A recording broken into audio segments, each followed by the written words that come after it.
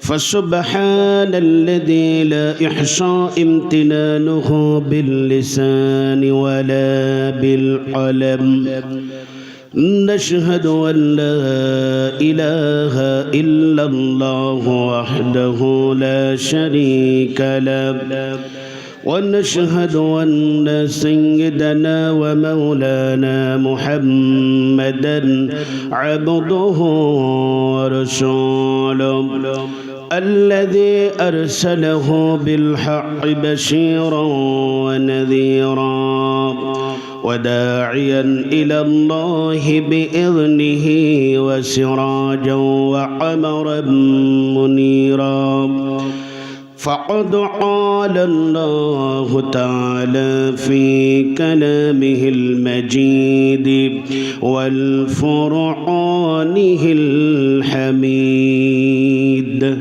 সবাই বলেন أعوذ بالله من الشيطان الرجيم بسم الله জিহাদ ফরজ না, কারণ সে তো আর চোখেই দেখে না, শারীরিকভাবে তার সক্ষমতা নাই। সবাই যাদের সক্ষমতা আছে শারীরিকভাবে সবাইকে নিয়ে যাইতেন আর তাকে ইমামতির দায়িত্ব দিতেন। এই সাহাবীদের মনে মনে ভাবলেন যে কত সাহাবীকে আল্লাহ রাসূল যাদের চক্ষু আছে, শারীরিকভাবে যাদের সক্ষমতা আছে, এদেরকে বিশ্বনবী জিহাদের ময়দানে নিয়ে যায়, আর আমার চোখের আমি অন্ধ মানুষ, আমি চোখে দেখতে পাই না, এর জন্য তিনি আমারে কোনোদিনে নিল না। ঠিক আছে, যদি কখনো সুযোগ হয় আল্লাহ রাসূলকে বলবো, আল্লাহ রাসূল যাতে করে আমাকে একটি জিহাদের ময়দানে যাওয়ার অনুমতি দেন। আমি আল্লাহকে ভয় করে আল্লাহর জমিনে দ্বীন কায়েম করতে চাই, শহীদ হতে চাই। আল্লাহ তাআলা যেন আমার এই মনের তামান্না পূরণ করেন। এই কথাগুলো তার মনের মধ্যে ভাবান্তর হচ্ছিল। আমার ভাইরা, বিশ্বনবীর অন্ধ সাহাবী ঠিক একদিন তাই করলেন। আল্লাহ নবীর কাছে আসার পরে বললেন, ইয়া রাসূলুল্লাহ, ইয়া হাবিবাল্লাহ, আপনি কত সাহাবীগুলোকে আপনি জিহাদের ময়দানে নিয়ে যান আল্লাহর জমিনে দ্বীন কায়েম করার জন্য, তারা শহীদ হয়ে যায়, আমি অন্ধ মানুষ, আমারে কোনো জায়গায় আপনি নিলেন না। এই কথা বলে বলে আল্লাহ রাসূল তখন বলেন, আমার সাহাবী শোনো, তোমার চোখের কোনো দৃষ্টি আলো নাই, তুমি চোখে দেখতে পাও না, তুমি জিহাদের ময়দানে যাওয়ার পরে তীর চালাতে পারবা না, বল্লম চালাতে পারবা না, ঘোড়া চালাইতে পারবা না, ধনুক চালাইতে পারবা না, তরবারি চালাইতে পারবা না, তোমার তো চোখের আলো নাই, তোমার জন্য জিহাদ করা ফরজ আইন নয়, তোমার যাওয়া লাগবে না। আল্লাহ রাসূল নিষেধ করলেন, রাসূলের কাছে আর যাবার সাহস পেল না। আর ভাইরা, আল্লাহ রাসূল বেশ কিছুকাল পর ইন্তিকাল করলেন। এবার ইসলামের প্রথম খলিফা হলো আবু বকর রাদিয়াল্লাহু আনহু, অন্ধ সাহাবী, তখন পর্যন্ত তিনি জীবিত ছিলেন। এবার আবু বকর রাদিয়াল্লাহু আনহুর কাছে আসার পরে বললেন, ভাই আবু বকর, ও ভাই আবু বকর, আল্লাহ নবী তো নাই, এখন আপনি হলেন মদিনা রাষ্ট্রের খলিফা, আপনার কাছে একটা জিনিস এসেছে।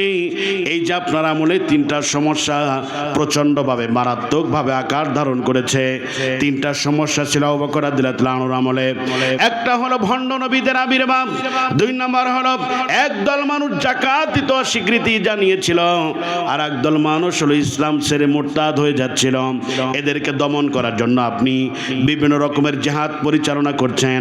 কোন একটা জায়গায় আমার নামটা আপনি দেন, বলে দেন, অনুমতি দেন, আমি আল্লাহর জমিনে দ্বীন কায়েম করার জন্য আমার জীবনটা আল্লাহকে রাজি খুশি করার জন্য শহীদ হয়ে যাব। বলেন সুবহানাল্লাহ।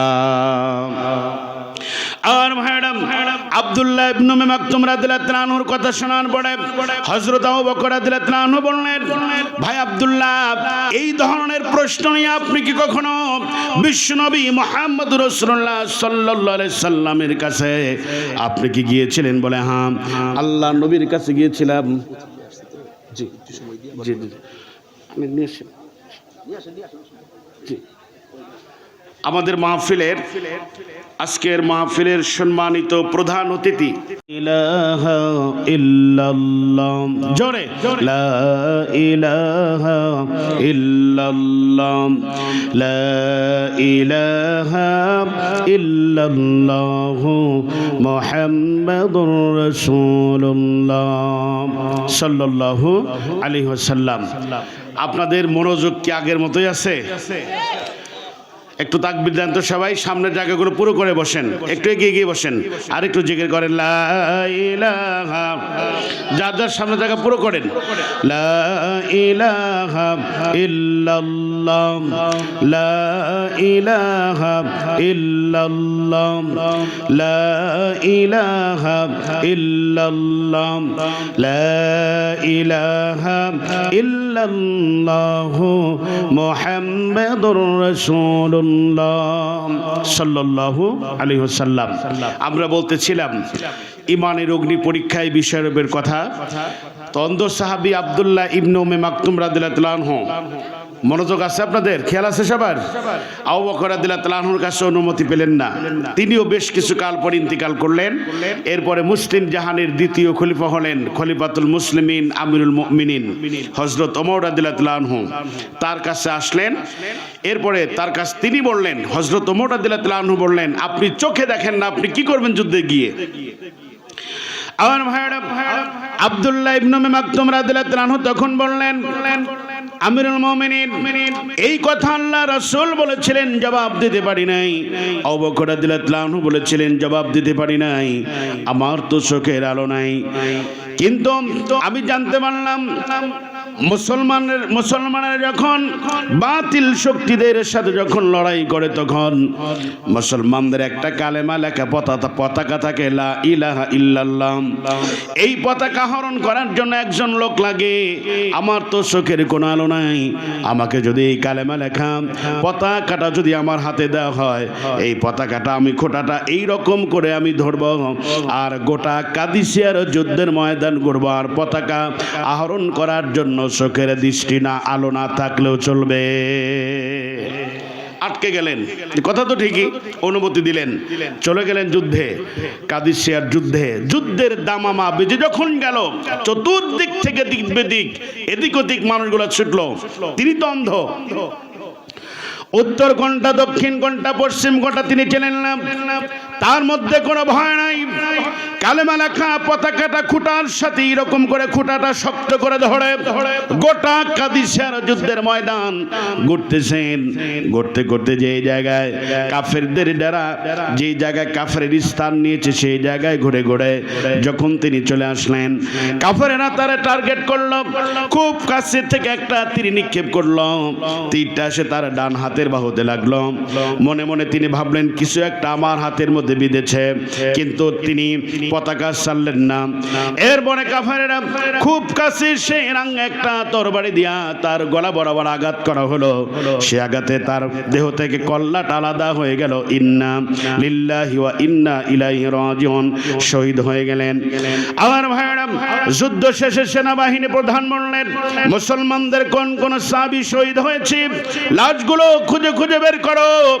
এই লাশগুলো খুঁজে খুঁজে বের করার জন্য যখন আব্দুল্লাহ ইবনে উম্মে মাকতুম রাদিয়াল্লাহু তাআলা আনহুর কাছে যখন আসা হলো, আসার পরে দেখা গেল তার ডান হাতের বাহুতে তীরটা তখন পর্যন্ত লেগে আছে, আর তার দেহ থেকে কল্লাটা দূরে পড়ে আছে। এরপরে আল্লাহর বান্দা কালেমা লেখা পতাকাটা উঁচু করে আসমানের দিকে উঁচু করে রেখেছেন, মাটিতে পড়তে দেন নাই। এর নাম ভয়। এর নাম কি? কি পরিমাণ আল্লাহকে ভয় করছিলেন, এমন ভয় আমরা কি করতে পারবো? কিন্তু কি বলেন, করতে পারবো কি? এমন পরীক্ষা আমরা বিজয় অর্জন করতে পারবো? কষ্ট কিনা বলেন, কথা কয় না, কষ্ট কিনা বলেন। কিন্তু এই 5টি মাধ্যম যে পরীক্ষা, এর মধ্যে একটি পরীক্ষা খুব সহজ। সেটি হচ্ছে আমার ভাইরা আর্থিক পরীক্ষা। সেটি কোন পরীক্ষা? সবাই বলেন, আর্থিক পরীক্ষা। আল্লাহ জানেন আমার বান্দাগুলো এই বাকি 5টা পরীক্ষার মধ্যে 4টা পরীক্ষা পাস করতে পারবে না, কিন্তু একটা পরীক্ষা খুব সহজ আমাদের জন্য রাখছেন, সেটা হচ্ছে আর্থিক পরীক্ষা।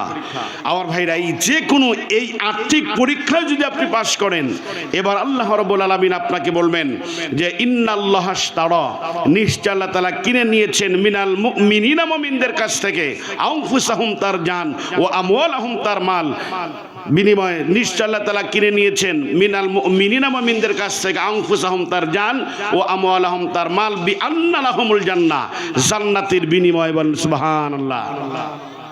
তাহলে এই আয়াতের মধ্যে কেনা বেচার শর্ত আসছে কিনা বলেন, কথা বলে আসছে কিনা? কেনা বেচা হয় 5 ভাবে। কেনা বেচা করতে লাগে ক্রেতা, বিক্রেতা, পণ্য, মূল্য, বাজার, স্থান। এই আয়াতের শর্ত অনুযায়ী আল্লাহ হলেন ক্রেতা, আমরা হলাম বিক্রেতা, পণ্য হলো জান এবং মাল, মূল্য হলো আল্লাহর জান্নাত। দিবেন কোথায়? ইউতিলুনা ফি সাবিলিল্লাহ, আল্লাহর রাস্তায়। বলেন সুবহানাল্লাহ। আমার এই জান এবং মাল কে দিয়েছেন? আরো জোরে বলেন, কে দিয়েছেন? আমার জান, এটার মালিক কে? আল্লাহ যে আমাকে ধন সম্পদ দিয়েছেন, এটার মালিক কে? তাহলে আল্লাহর দেয়া জান, আল্লাহর দেয়া মাল যদি আল্লাহকেই দেই, এই পৃথিবীর 10 পৃথিবীর সমান যিনি ছোট্ট একটি জান্নাত পাবেন, এই জান্নাতেরও সংখ্যা হবে এই পৃথিবীর 10 পৃথিবীর সমান। বলেন সুবহানাল্লাহ।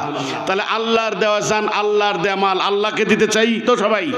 কারা কারা চাই? ডান হাত তুলে দেখাই। হ্যাঁ, 2 হাত।